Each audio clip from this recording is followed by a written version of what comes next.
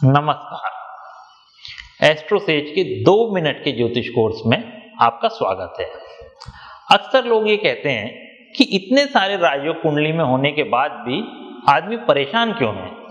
महापुरुष योग, गजकेसरी योग होने के बावजूद भी आदमी को खाने के लाले क्यों पड़ रहे हैं। बहुत सारे ज्योतिषी राजयोग भंग के नियमों के बारे में नहीं जानते और फिर कहते हैं कि राजयोग कुछ होता ही नहीं है। आज मैं उन महत्वपूर्ण नियमों के बारे में बताता हूं जिससे ये पता चलता है कि कब राजयोग का फल नहीं मिलेगा। राजयोग भंग के ये नियम मैंने वर्षों के अनुभव से जाने हैं। ये बहुत महत्वपूर्ण है, इसलिए इन्हें ध्यान से सुनो। राजयोग के फल न मिलने का मुख्य कारण होता है राजयोग बनाने वाले ग्रह का कमजोर होना। ग्रह की ताकत जानने के लिए मैंने 15 नियम पहले बताए थे।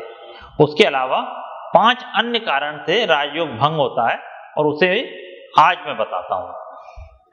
पहला, राशि स्वामी ग्रह यानी कि डिस्पोजिटर।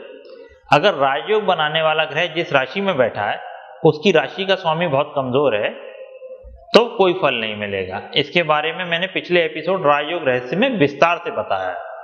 दूसरा, यानी कि दृष्टि। अगर राजयोग बनाने वाला ग्रह पाप ग्रहों खासकर मंगल व शनि से देखा जाता है तो राजयोग भंग होता है। तीसरा, संधि, यानी कि राजयोग बनाने वाला ग्रह 2 राशियों की संधि पर है। संधि यानी वो जगह जहां एक राशि खत्म होती है और दूसरी शुरू होती है। अगर राशि और नक्षत्र दोनों की संधि हो, जैसे कि 120 डिग्री, 240 डिग्री या 360 डिग्री, जिसे गणांत भी कहते हैं, ऐसी स्थिति में ग्रह बहुत ही कमजोर हो जाता है और राजयोग का फल नहीं दे सकता। चौथा, नवमांश बल।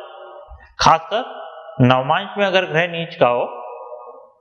5वां, कुंडली की खुद की शक्ति।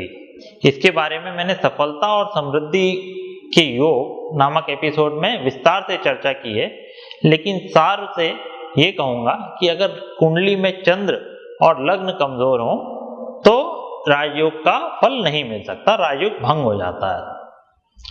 उम्मीद है कि इस एपिसोड में आप राजयोग भंग के बारे में जाने होंगे। आज के एपिसोड में इतना ही। नमस्कार।